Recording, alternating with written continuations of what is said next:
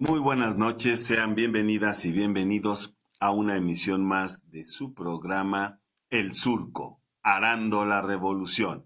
Transmitimos para Radio Numancia y también, por supuesto, para Sin Línea MX, a quien le agradecemos sinceramente el darnos hospedaje a ambos para este programa que, pues como todos los jueves en punto de las 8 de la noche en Radio Numancia y los viernes, todos los viernes a las 10 de la noche en Sin Línea MX. Para quienes nos escuchan, gracias realmente por estar al pendiente de nuestra emisión radiofónica. Soy José Luis Álvarez Hidalgo, quien les saluda fraternalmente, y pues tenemos todo un cóctel explosivo de temas que abordar. Ya en el título señalamos dos que tienen que legislarse. El título del programa pues tiene que ver con una interrogante muy amplia, a lo mejor no tanto, pero la vamos a ir acotando en el sentido de la regulación o no regulación de las redes sociales, de las benditas redes sociales, como dice el compañero presidente Andrés Manuel López Obrador, o las malditas redes sociales. Incluso hay un programa en televisión que lleva este nombre para justamente atizarle al debate en torno a la libertad de expresión, al derecho a la información, que también está allí entreverado, y lo otro que está regulándose, o más bien lo correcto sería regulándose de otra forma. Es todavía un tema candente que está en el debate público y que es la reforma, esta reforma, esta iniciativa preferente a la que tiene derecho el Poder Ejecutivo que encabeza AMLO, sobre reestructurar de pies a cabeza toda la normatividad vigente en torno a la Comisión Federal de Electricidad, un bien estratégico de la nación y que por lo tanto debe ser regulado por el Estado y no por los tiburones empresariales del extranjero y nacionales que han hecho de las suyas con un bien que corresponde al pueblo de México y que debe administrar el Estado. De allí que la reforma peñista, la reforma de lo bueno, podemos hablar que no solo es algo que se consolida con el régimen de Enrique Peña Nieto, se aprueba finalmente la reforma energética que se viene empujando desde tiempos inmemoriales, desde que Miguel de la Madrid Hurtado asume el poder y la pujanza que le da Salinas de Gortari al privatizar todo lo privatizable, todo lo habido y por haber de empresas paraestatales. Después se le cambió, se le modificó en estos juegos semánticos que utiliza el poder neoliberal para agenciárselo todo, desde incluso el secuestro de la palabra misma, del discurso político, pues de empresas paraestatales le modifican el nombre a empresas productivas del Estado.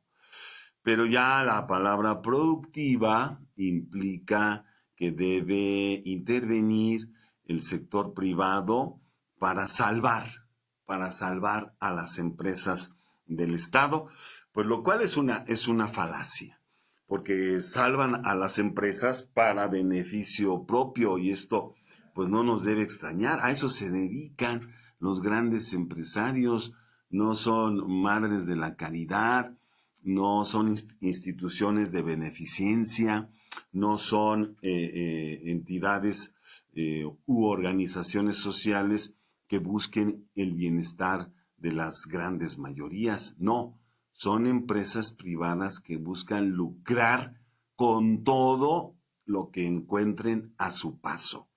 Y si el Estado neoliberal, un Estado, pues el esquema es este, debilitar al Estado. ¿Qué se proponían los gobiernos neoliberales? Debilitar al Estado. ¿Sí? ¿Para qué? Para asumir que no pueden con todo y necesitan la inyección de recursos privados para potenciar al Estado, lo cual es una falacia, mentira vil, ¿sí? Porque si les abres tantito la puerta a la iniciativa privada, mete el pie y se cuela por completo. Y entonces asume que está bajo su control sectores estratégicos de la economía nacional. Y la industria petrolera y la industria eléctrica y todo el sector energético, pues ya estaba altamente contaminado por la inversión privada. Entonces, falacia tras falacia, el desgarramiento de vestiduras del sector privado, oligárquico, incluso de los intelectuales orgánicos, serviles a regímenes anteriores. Acabamos de dar cuenta de esta famosa carta que se publicó recientemente, cuya iniciativa es de, pues ya sabrían de quién, de Enrique Krause, ¿sí? De Héctor Aguilar Camín, quienes han sobresalido justamente por oponerse sistemáticamente y con una pobreza de recursos absoluta al actual gobierno federal. Ya descubrimos, por allá recordará esa reunión en Zoom que tuvo Héctor Aguilar Camín con sus excompañeros de la universidad. Qué romántica escena, donde los convoca y los reúne para tramar una especie de golpe de Estado que han estado urdiendo desde esos oscuros pasillos de la clandestinidad, la ultraderecha mexicana, para tratar de derrocar al actual régimen. Y en esa que se hizo viral, como cuando se filtra la grabación de esa sesión en Zoom, pues pudimos escuchar a Héctor Aguilar Camín expresarse no solo con desprecio, sino con odio hacia el presidente de la República. Empleó un insulto que no puedo repetir aquí, creo que palabras muy altisonantes, pero bueno, ese es el esquema. Y están exigiendo justamente que deje atrás sus megaproyectos, estas grandes obras de infraestructura que tiene el gobierno federal en torno, pues, al aeropuerto de Santa Lucía, el Tren Maya, el tren transísmico, la refinería Dos Bocas y pues sopas perico, que les calla la boca el gobierno federal, López Obrador concretamente, con la inauguración de pues ya una parte muy significativa del aeropuerto en Santa Lucía, que es uno de los temas que justamente el día de ayer, ayer miércoles, pues AMLO vuela a Santa Lucía en un avión de la Fuerza Aérea Mexicana a estrenar obras y celebrar además el día en el que se conmemora a la Fuerza Aérea Nacional. Y allí pues les da, digamos, una lección, obras que se consideraban improbables desde la óptica neoliberal, pues ahí están. Se canceló el aeropuerto de Texcoco, que es el golpe más fuerte que le pudo haber dado el actual gobierno a ese símbolo, ¿sí? De los gobiernos neoliberales, como era consumar una obra faraónica. De eso no hablaban, ¿verdad? De eso no hablaban cuando el aeropuerto de Texcoco, que iba a ser una obra faraónica, ahora sí lo es. Y aquí llegando Nando, con cachucha y todo, viene de hacer deporte, ¿verdad? Ojalá, no venimos de recorridos en las colonias, el sol está duro, entonces hoy decidimos utilizar gorra. Muy bien, y de la selección mexicana, aparte, para ir más ad hoc. Y ve.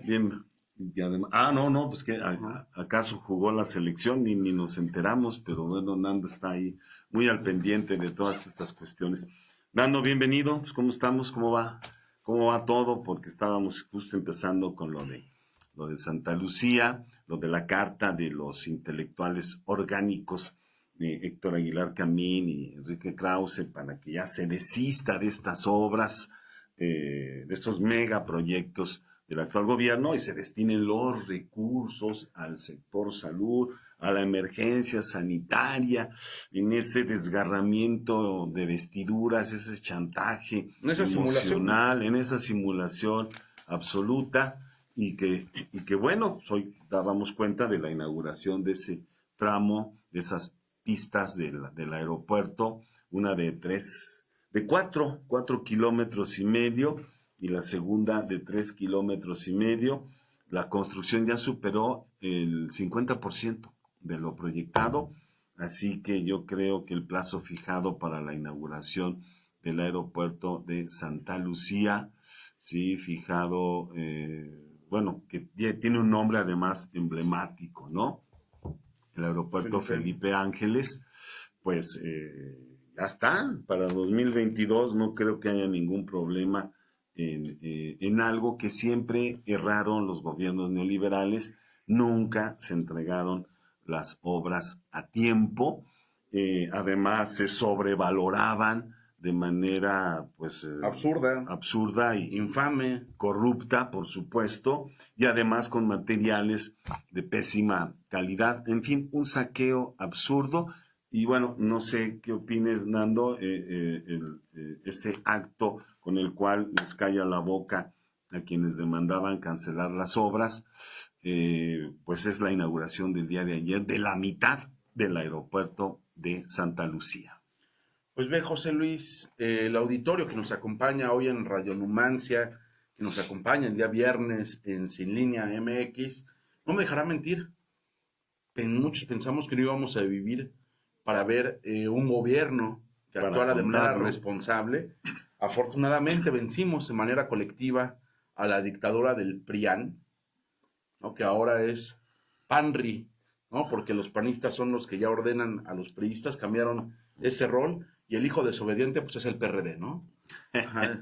El hijo desobediente del PRI, del PAN, pues es el PRD, que con un golpecito los meten en cintura, ¿no? En cualquiera de los espacios en donde tienen todavía representantes populares.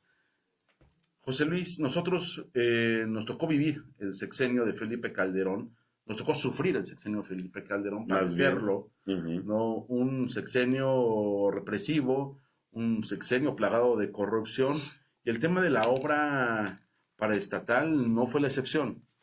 Prometió refinerías, apenas estaba viendo una de sus intervenciones en los debates que hubo para la presidencia de la República de ese año, y él mencionaba de rescatar la soberanía energética a través de la construcción de refinerías. Exactamente. ¿Quién iba a pensar que este mismo espurio iba a hacer todo lo posible por privatizar el sector energético? Dio un zarpazo al sector energético con la privatización de Luz y Fuerza del Centro. O sea, el desmantelamiento de una de las empresas eléctricas más importantes en la historia de nuestro país fue desmantelada a contentillo de Felipe Calderón. La refinería que hizo se quedó en una triste barda, que todavía la podríamos ir a ver. ¿En dónde está ubicada? En Hidalgo. En Hidalgo, ¿verdad? La podríamos ir a ver, y deberíamos poner una placa. Es un monumento a la... Justo, que es un monumento a la corrupción. A la ineficiencia. Un monumento al desvío de recursos y a la contradicción en el discurso, porque ahora se van con todo, el mismo Felipe Calderón, en contra de la refinería de Dos Bocas, cuando él lo intentó con el argumento que mencionas, de rescatar la soberanía. De la incongruencia, es un momento de la incongruencia. Claro. Pero bueno, ya lo vimos con Calderón, hizo la Estela de Luz, un monumento en verdad al derroche, al mal manejo de recursos, una lamparota, ¿no? Que es la Estela de Luz, porque es lo único que es, ¿no? Que es más cara que inclusive edificios que se encuentran atrás de la misma. Ajá. ¿No? Es un colegado, en este caso, del panismo.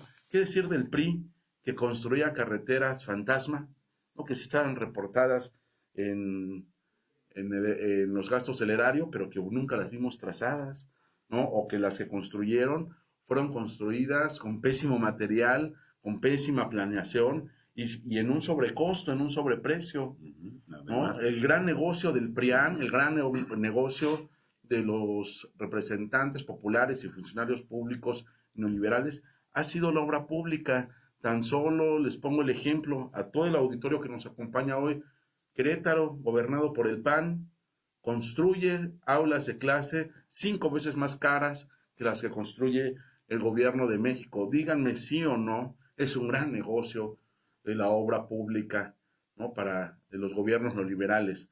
Hoy Andrés Manuel López Obrador demuestra primero, ¿no? En un primer momento, un golpe de autoridad, un manotazo en la mesa al cancelar el aeropuerto de Texcoco, ¿no? Porque más allá de que era un atentado, era un ecocidio, ¿no? Un atentado a la naturaleza, era un atentado también a la cosmovisión de los pueblos originarios que están en la zona, era de alguna manera permitir que se edificara un proyecto que simbolizó, ¿no? Y también significó la represión a los compañeros de San Salvador Atenco, ¿no? Al buen don Nacho del Valle y compañía, no se les reprimió porque ellos defendieron sus tierras para evitar la construcción de este aeropuerto que Peña Nieto había presumido con bombo y platillo, ¿no? Aeropuerto que se inunda cada vez que cae una lloviznita, se inunda como si no hubiera un mañana. Imagínense la cantidad de dinero que se hubiera tenido que invertir, ¿no? Para darle mantenimiento, para desasolvar la inundación del aeropuerto, que hubiera sido un doble o triple negocio para los que aspiraban y aspiran, ¿no? Seguir siendo dueños del poder. Hoy Andrés Manuel López Obrador, el ejército mexicano, también hay que mencionarlo, José Luis. Claro. No siempre podemos decir cosas honrosas. El ejército ha sido cómplice de momentos atroces en la historia de México. Hay que ser francos, hay que ser honestos. Así es. Pero en esta ocasión sí podemos reconocer el gran trabajo que ha hecho la ingeniería militar. Demostró que con mucho menos, en un espacio que fue criticado por estos intelectuales orgánicos, yo creo que es una forma muy decente. Por aquí tengo el dato, mira, déjate te lo doy, perdón que te interrumpa. Para el aeropuerto de Texcoco, promovido por Enrique Peña Nieto, lo que se construyó, que fue el 30% del aeropuerto, aproximadamente, ya se había invertido un costo de 300,000 millones de pesos, ¿sí? En cambio, para el actual aeropuerto, a lo que lleva, una obra de proporciones mayores incluso a la del aeropuerto de Texcoco, pretenden invertir 75,000 millones de pesos. De 300,000 millones de pesos que estaba proyectado el aeropuerto de Texcoco a 75,000 millones de pesos, hay una diferencia sustantiva, ¿no te parece? Absolutamente, y lo importante es a dónde se está yendo este dinero: apoyos sociales, becas universitarias, apoyos al adulto mayor, a la compra de vacunas. A ver, México ha comprado vacunas de manera planificada desde el momento en que se empezaron a desarrollar. Por eso, semana con semana llegan millones de vacunas aquí al país, y de diferentes, ya sea AstraZeneca, Pfizer, va a llegar la Sputnik también. No, y la China. Ajá, la China. Vamos a ser el primer país que esté trabajando ahí es donde yo digo, vacuna china. ¿En dónde queda la congruencia de la oposición pedorra, de la oposición poco creativa, ¿no? Y quisiera citar al compañero Diego del Bosque, compañero diputado federal por Morena. Su eslogan lo describe muy bien: un diputado de a pie, ¿no? Me consta que es un diputado de a pie, ¿no? Él menciona en sus redes sociales que en 2024 tendremos aeropuerto, refinería, trenes, millones de mexicanos con apoyos directos y salario mínimo varias veces mayor, ¿no?, al que existía cuando entró Andrés Manuel López Obrador. En eso está trabajando la Cuarta Transformación. La oposición, que siga ganando de manera simulada el debate en redes sociales con toda la serie de bots que tiene contratados, con todas estas granjas informáticas que utiliza para atacar al presidente Andrés Manuel López Obrador. Esa es la clase de trabajo y la clase de oposición que el Partido Acción Nacional y el Partido Revolucionario Institucional ejercen. No saben ser oposición, se sintieron dueños del país prácticamente 90 años, lo saquearon, lo devastaron, pero llegó Morena de la mano con Manuel López Obrador para reconstruir la patria, reconstruir México paso a paso, codo a codo, corazón con corazón, pero sobre todo con honestidad cabal, como lo está haciendo Andrés Manuel, ¿no? Y con una visión de Estado plural, incluyente, en donde absolutamente todos cabemos, y en este caso, ¿no?, caben también los megaproyectos que benefician en buena medida a los pobladores que se sitúan alrededor de estos espacios, y también a las personas que vamos a hacer uso, ¿no?, por ejemplo, del aeropuerto o del Tren Maya, Claro. ¿no?, que vamos a gozar de la soberanía energética que nos otorgará la refinería de Dos Bocas, ¿no? Vienen buenas cosas para México. Qué gran diferencia entre los sexenios anteriores y un gobierno responsable, como lo es el actual gobierno de México, que preside el compañero Andrés Manuel.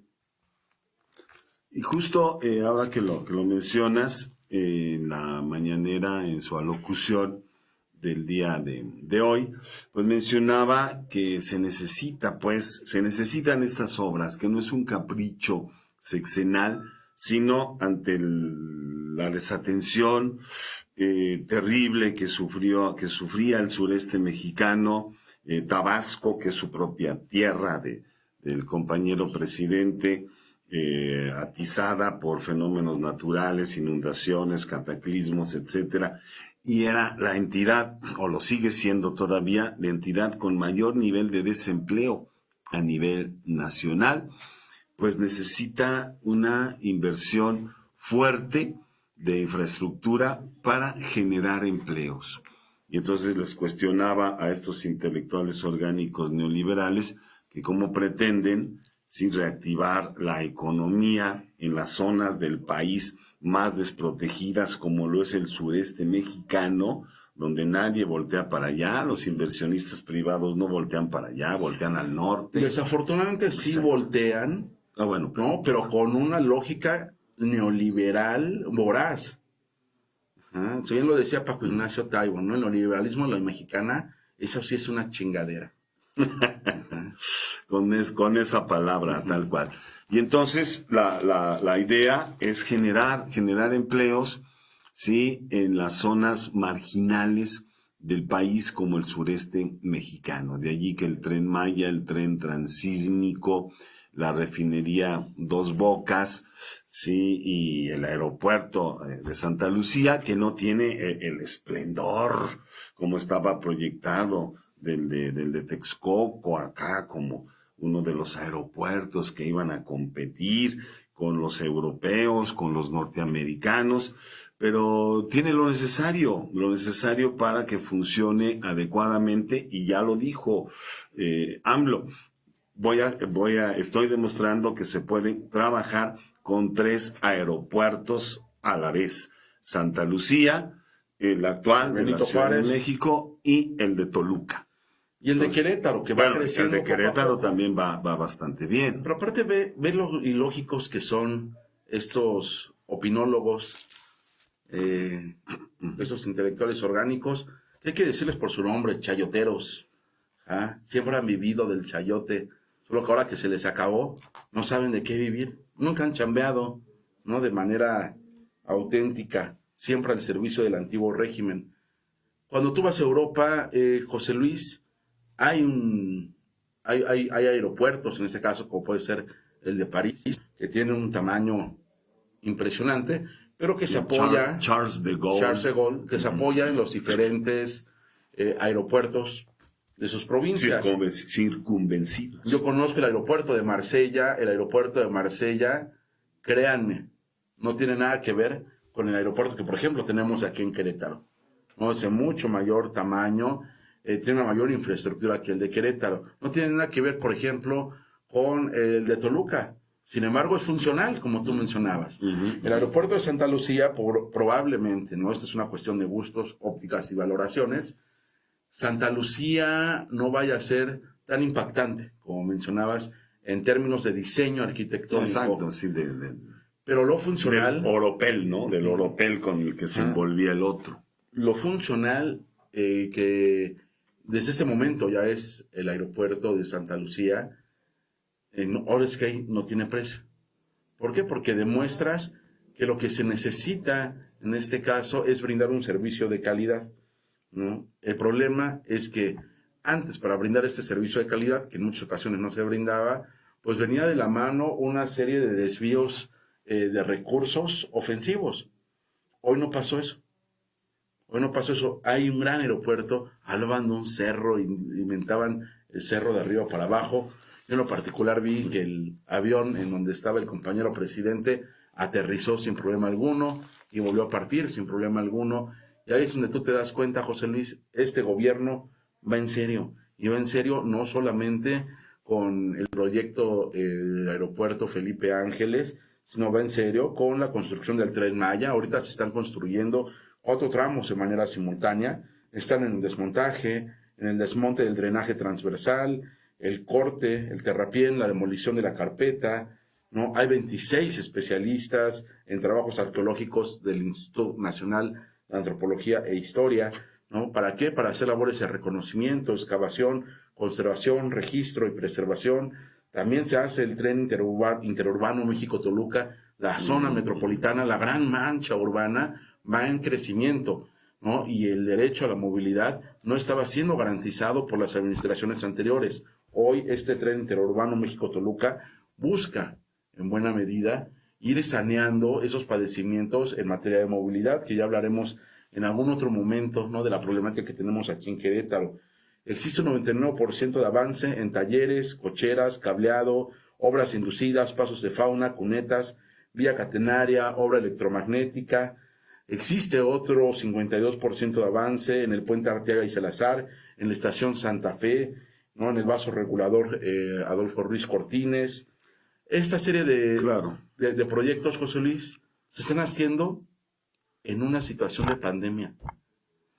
El PAN o el PRI ya no se hubieran endeudado más, cosa que no ha hecho el actual gobierno de México, hubiera cancelado los megaproyectos en caso de existir, ¿no? Pero vamos a imaginar que si los hubieran querido implementar, los hubieran cancelado con ese pretexto y un sinfín de millones de pesos se hubiera quedado parado ahí. Y además, ahora que lo dices, reactivar la industria ferroviaria. Algo que, bueno, que también desmanteló los liberales.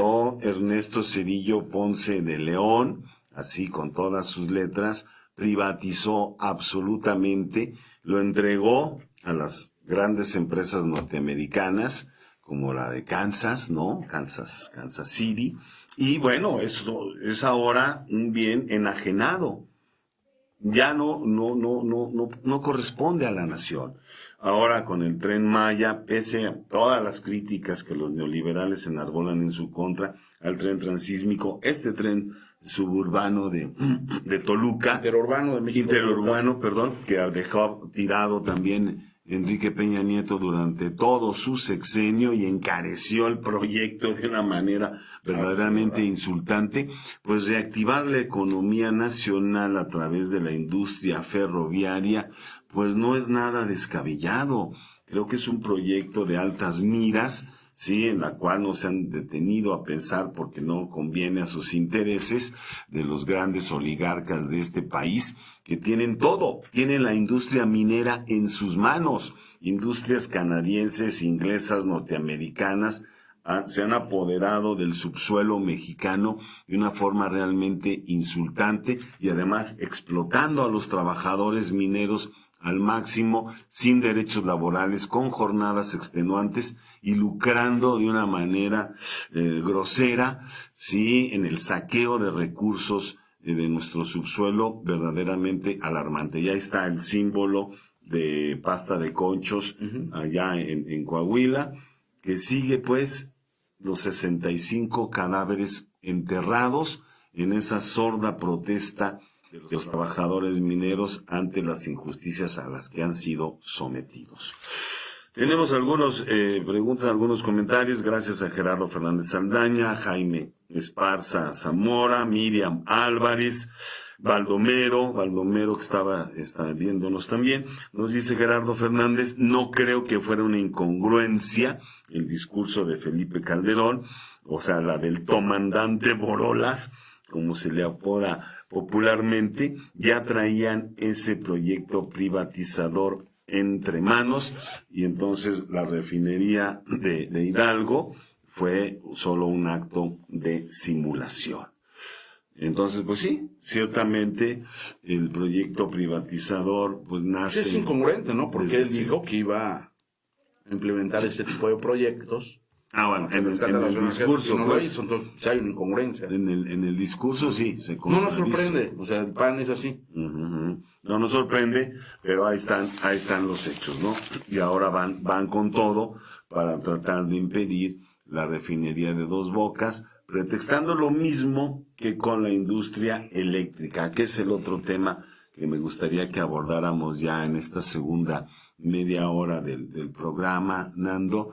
Sigue siendo un tema muy controvertido porque la oposición está desatada para esgrimir argumentos falaces. Hay una caricatura del Fisgón del día de ayer, miércoles, donde vemos a un gran león, sí, que está merodeando al domador, digamos, al domador, sí, ahí lo pueden advertir, un león que está a punto de írsele encima al supuesto domador, que es un trabajador de la Comisión Federal de Electricidad, empequeñecido, con solo una silla para protegerse, y el león agresivamente le dice: fomentas un monopolio, vas a ahuyentar capitales, violas el Estado de Derecho, y toda una sarta de enunciados que ha empleado la oposición doliente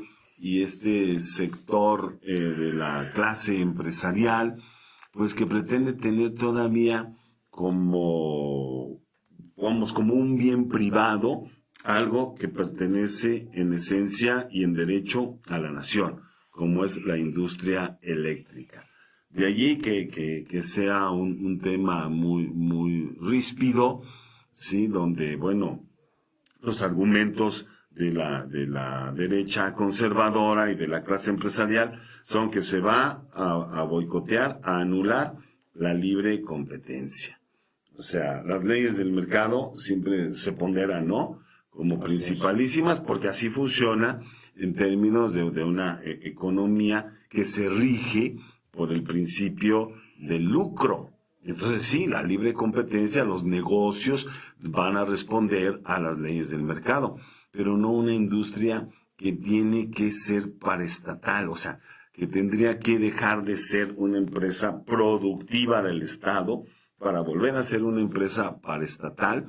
Y no estamos hablando de estatismo, de volver a un régimen pues que va a ser de tipo o de corte socialista, sino volver a darle ese valor a la esfera pública que se ha ido degradando paulatinamente hasta tener ya prácticamente a todas las empresas del Estado en manos de los grandes de las grandes empresas privadas, nacionales y extranjeras.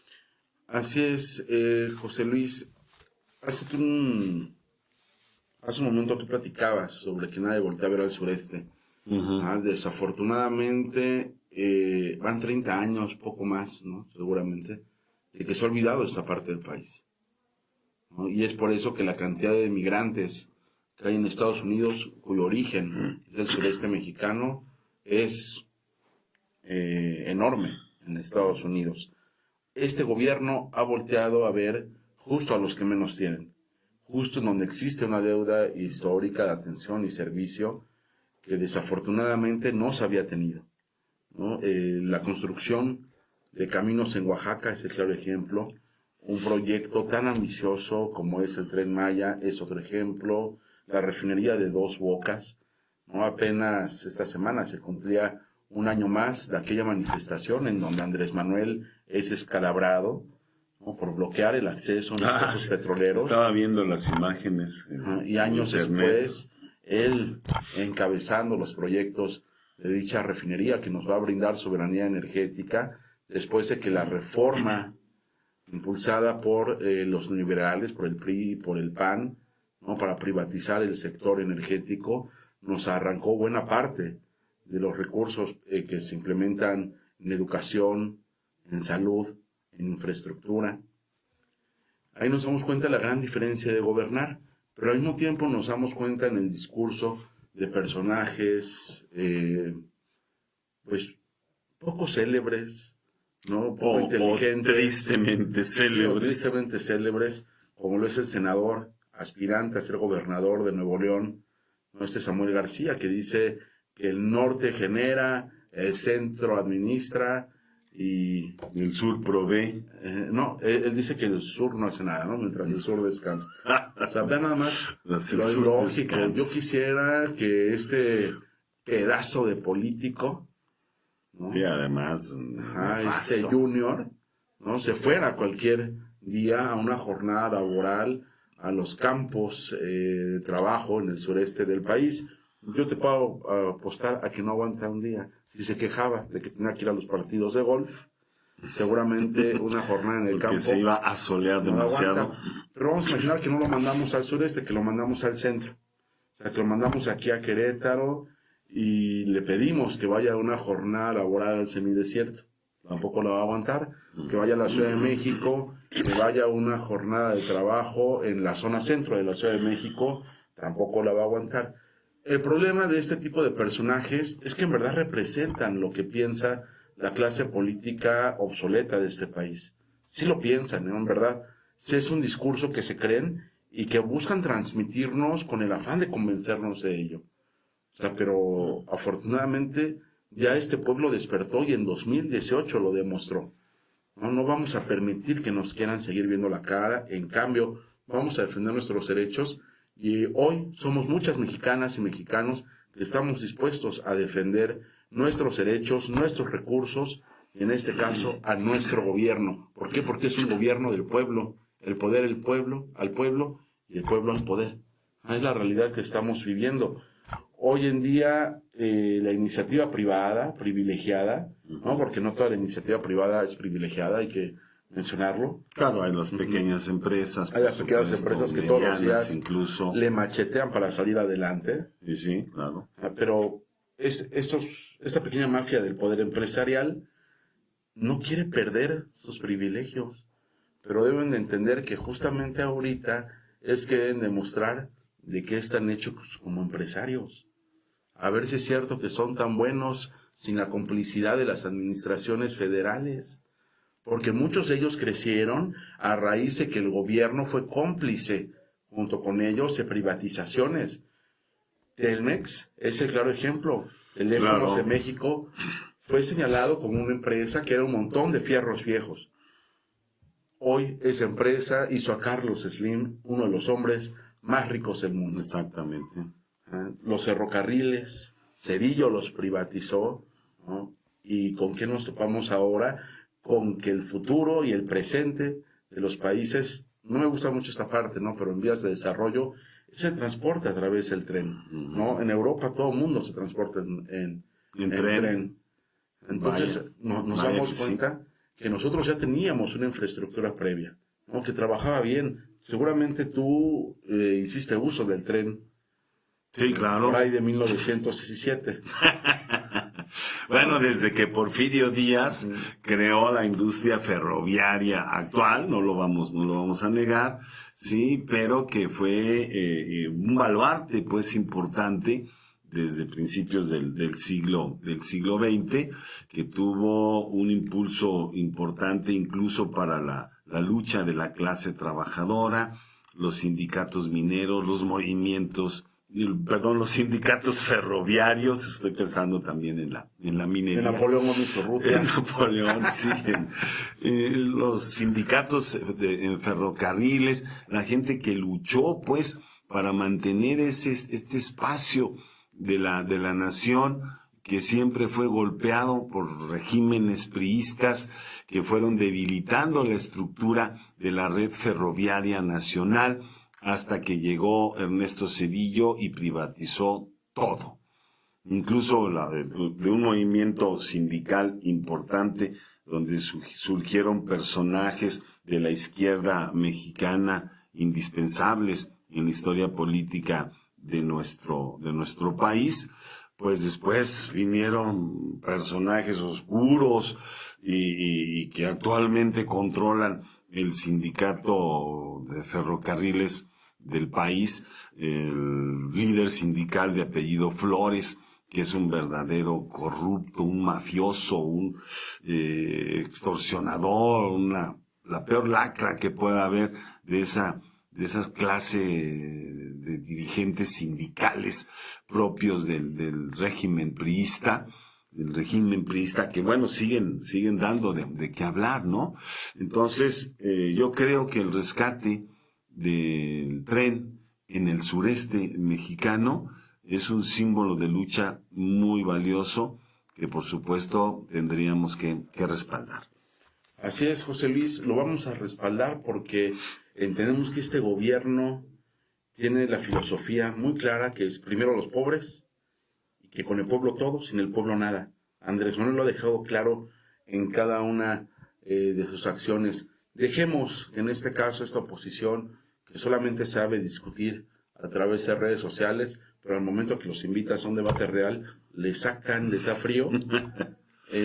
Siga con esa lógica. Nosotros seguimos avanzando con el gobierno de AMLO, ¿no? Tenemos claro que la revocación de mandato será un proceso muy sencillo, ¿no? Para el actual presidente, en el cual todos nos sumaremos en la defensa de su continuidad, para que en 2024 podamos, en este caso, festejar la conclusión de uno de los periodos de mayor rendimiento del Poder Ejecutivo aquí en nuestro país. Sí, y nada más para concluir este tema y abordar el de Mauricio Curi, que engalanó las páginas de la revista Proceso en una... Guárdala bien, diría Andrés Manuel. En una nota de Eric Pacheco, el corresponsal compañero de universitario, compañero, exalumno de un servidor.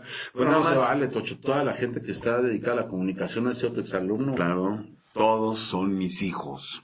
En ese sentido, gracias. Es que los empiece a reconocer. Me siento orgulloso de ello.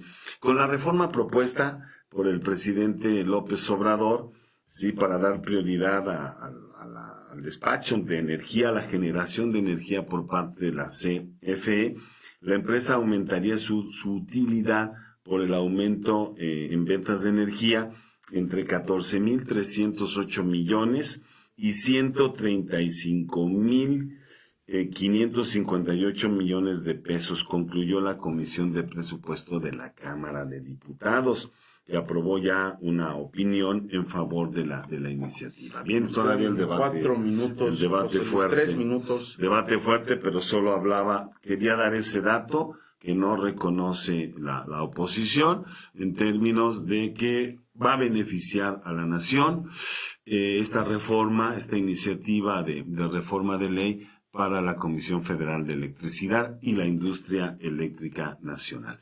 Concluyamos con el tema de Mauricio Curi. ¿Qué hay al respecto, Nando?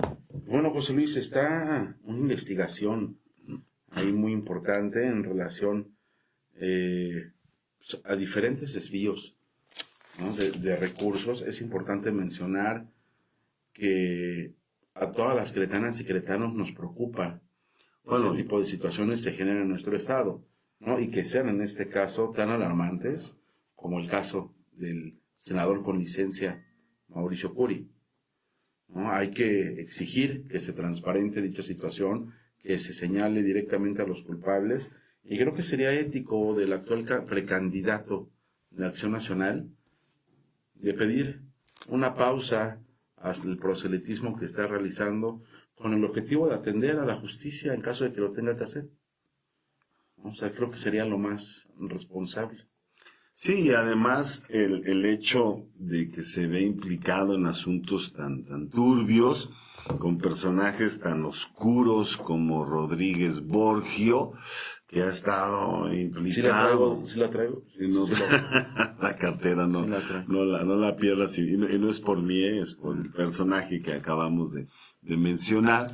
Pues el hecho de que haya implicado en este caso en la compra de unos terrenos a muy bajo precio, en el caso de oceanografía, en fin, que ya son emblemáticos de la corrupción durante los gobiernos neoliberales en México, pues habla muy mal de alguien que se está ya ponderando incluso como el probable candidato del Partido Acción Nacional a la gubernatura del Estado.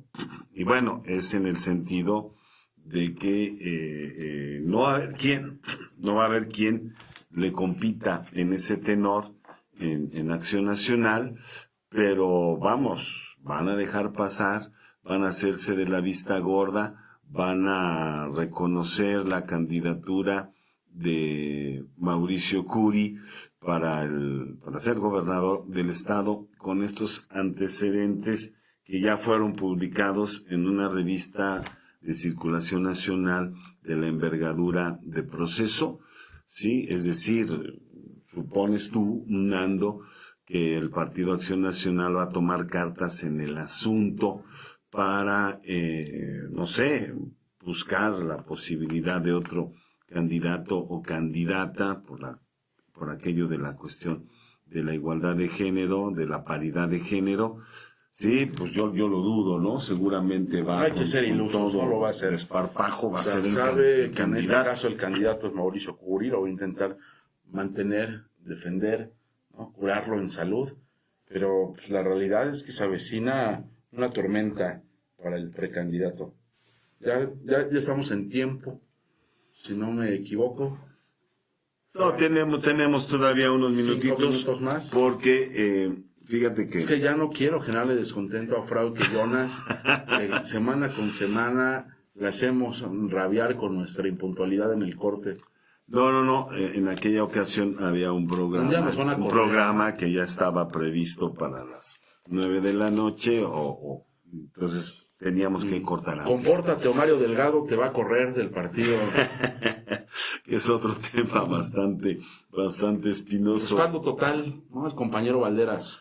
Sí, estamos en una situación complicada acá en Querétaro, porque bueno, al interior de la representación nacional de Morena, de la dirigencia nacional que encabeza Mario Delgado, pues ya ha habido un golpeteo muy fuerte a nivel nacional, no solo en Querétaro, está San Luis Potosí, están prácticamente pues la mayoría de los 15 estados de la República que van a renovar la gubernatura en el proceso electoral del 5 de junio de 2021. Así es, este año. Y bueno, la inconformidad es manifiesta y parece que Mario Delgado no va a ceder un ápice en la pretensión de imponer candidatas y candidatos indeseables para la estructura partidaria que representa Morena, sobre todo en el imaginario colectivo nacional, donde el partido tendría que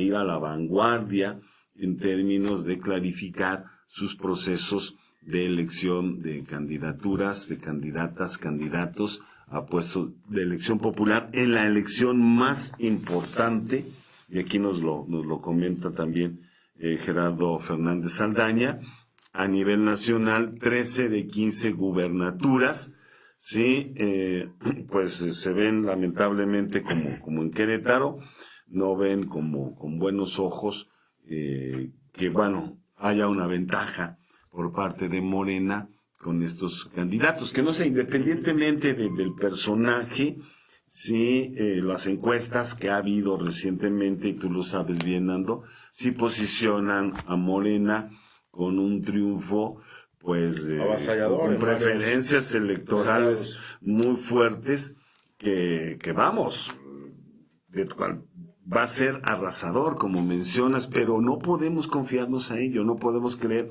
que esas encuestas van a ser, una verdad inescrutable, sino que puede empezar a tambalearse, sobre todo en algunos estados donde hay mayor inconformidad por la imposición de candidaturas, sí, que puedan hacer agua, y entonces allí, lamentablemente, estos procesos de elección interna seguirían siendo fallidos mientras no sean transparentes, claros y se reconozca la militancia, la trayectoria política, el perfil de un candidato o candidata acorde a los principios de Morena en este proyecto de transformación nacional de la 4T, que si Mario Delgado no corrige el rumbo de su actuar, de la serie, pues, de componendas que ha hecho para imponer un candidato sobre otro,